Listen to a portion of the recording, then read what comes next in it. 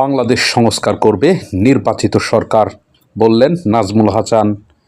বিএনপির ভারপ্রাপ্ত চেয়ারম্যান তারেক রহমানের পক্ষ থেকে গণসংযোগ ও ধানের শীষের শুভেচ্ছা বিনিময় করতে কেন্দ্রীয় স্বেচ্ছাসেবক দলের সাংগঠনিক সম্পাদক নাজমুল হাসান বলমারীতে এসে অন্তর্বর্তী সরকারকে উদ্দেশ্য করে বলেন, অন্তর্বর্তী সরকারের কাছে আমাদের অনুরোধ, আপনাদের প্রথম এবং প্রধান কাজ নির্বাচনের আয়োজন করা।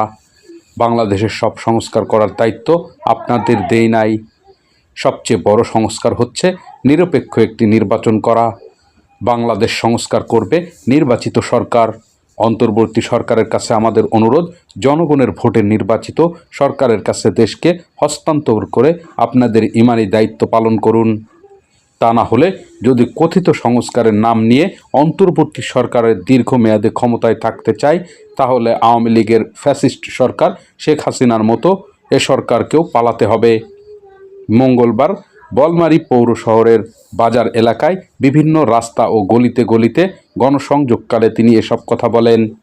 দেশব্যাপী যুবদল, স্বেচ্ছাসেবক দল, ছাত্র দল ও বিএনপির যৌথ উদ্যোগে কেন্দ্রীয় কর্মসূচির অংশ হিসেবে বলমারীর অলিতে গলিতে স্বেচ্ছাসেবক দলের সাংগঠনিক সম্পাদক নাজমুল হাসানের নেতৃত্বে বিএনপির ভারপ্রাপ্ত চেয়ারম্যান তারেক রহমানের পক্ষ থেকে গণসংযোগ ও ধানের শীষের শুভেচ্ছা বিনিময় করেন। এ সময় তিনি বলেন, বিএনপির ভারপ্রাপ্ত চেয়ারম্যান দেশনায়ক জনাব তারেক রহমানের নির্দেশে আমরা দেশব্যাপী বাংলাদেশ জাতীয়তাবাদী যুবদল, স্বেচ্ছাসেবক দল এবং ছাত্র দলের যৌথ উদ্যোগে জেলায় জেলায় কর্মী সভা করছি এবং প্রত্যেকটা থানা গণসংযোগ করছি। সেই গণসংযোগটা হচ্ছে আগামী একটি সুষ্ঠু নির্বাচন হবে। সেই নির্বাচনের জন্য জনগণ নিরাপদে নির্বিঘ্নে ভয়ডরহীনভাবে ভোট দিতে পারে, সেই জন্য জনগণকে সচেতন করা, তাদের সাথে বিএনপির তথা সারা বাংলাদেশের সাধারণ মানুষের জনপ্রিয় প্রতীক ধানের শীষ প্রতীকের শুভেচ্ছা বিনিময় করছি। নেতাকর্মীকে সতর্ক করতেছি, যদি আমাদের কোনো নেতাকর্মী শৃঙ্খলা পরিপন্থী কাজ করে তাহলে তাদের বিরুদ্ধে সাংগঠনিক ব্যবস্থা গ্রহণ করা হবে।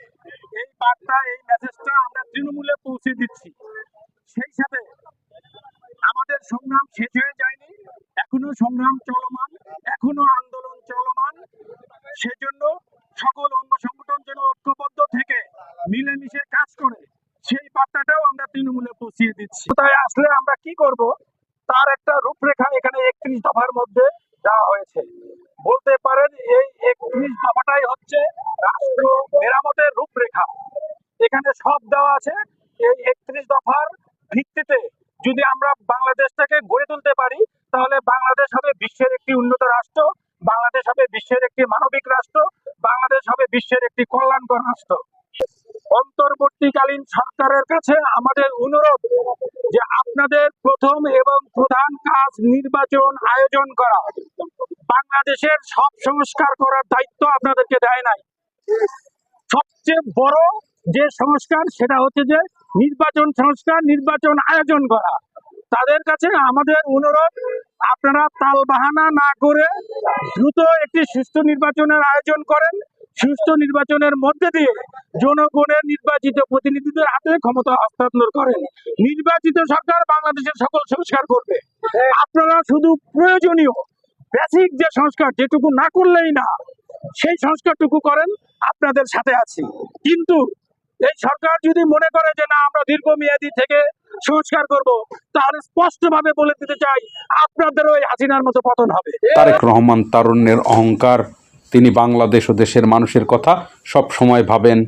তাই 13 জুলাই 2023 তারিখে বিএনপির ভারপ্রাপ্ত চেয়ারম্যান তারেক রহমান জাতির সামনে রাষ্ট্রের কাঠামো মেরামতে 31 দফা তুলে ধরেন। তিনি চান দেশকে একটি কাঠামোগত রাষ্ট্র হিসেবে গড়ে তুলতে।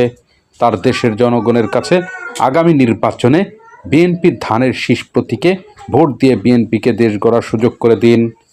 এ সময় আরও উপস্থিত ছিলেন স্বেচ্ছাসেবক দলের ফরিদপুর জেলা কমিটির সদস্য সচিব শাহরিয়ার শিথিল, আহ্বায়ক মোজাম্মেল হোসেন মিঠু, উপজেলা স্বেচ্ছাসেবক দলের আহ্বায়ক সঞ্জয় শাহর সভাপতিত্বে উপস্থিত ছিলেন উপজেলা বিএনপির সাবেক যুগ্ম সাধারণ সম্পাদক শামসুদ্দিন মিয়া ঝুনু। স্বেচ্ছাসেবক দলের সিনিয়র যুগ্ম আহ্বায়ক দেলোয়ার হোসেন, লুৎফার রহমান, মোহাম্মদ আবু হোসেন, পৌর স্বেচ্ছাসেবক দলের আহ্বায়ক মোহাম্মদ মনির হোসেন, সদস্য সচিব আবু কালাম, যুব দলের আহ্বায়ক সাবেক কাউন্সিলর মিনহাজুর রহমান লিপন, পৌর যুব দলের সিনিয়র যুগ্ম আহ্বায়ক রকুনুজ্জামান বকুল, উপজেলা ছাত্রদলের সভাপতি শেখ আনিসুজ্জামান তপু, সাধারণ সম্পাদক বায়েজিদ খান রাব্বি, বলমারী পৌরসভার সাবেক কাউন্সিলর শেখ আতিকুল আলী, সাবেক কাউন্সিলর শেখ আজিজুল হক প্রমুখ।